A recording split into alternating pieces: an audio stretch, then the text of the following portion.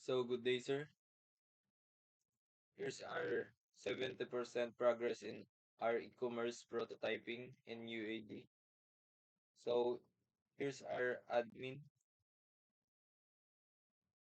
So dito sir is nasi-switch siya to login admin as and sign up as user.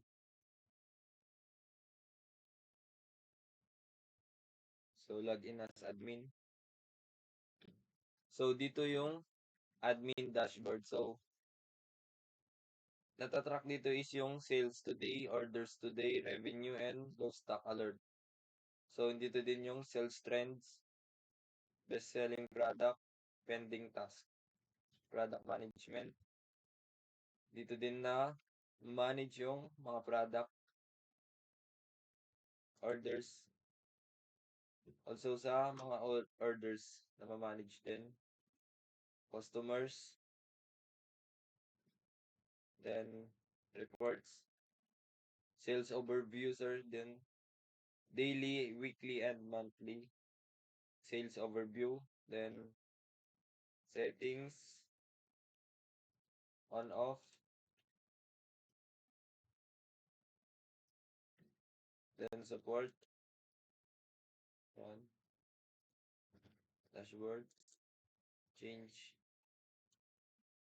change password, then yan.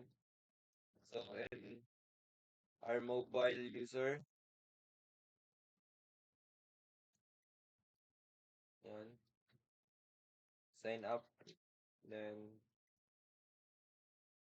agree to the terms and condition and policies, sign in, yan, buy now, add to cart button,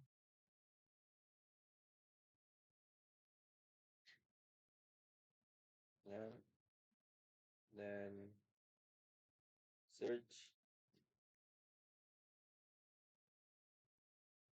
cancel, yan. Then here's our mobile web user. So,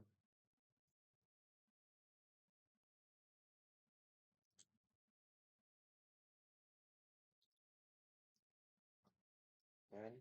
Sign up as user. Then agree to the terms and condition, privacy policies, and sign in. Ayan. Add to cart.